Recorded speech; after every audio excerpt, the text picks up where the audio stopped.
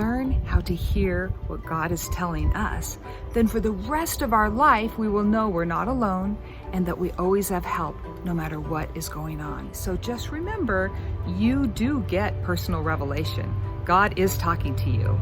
So I like to say, revelation rocks, because it's so great. And we're gonna go find some rocks to put on our card.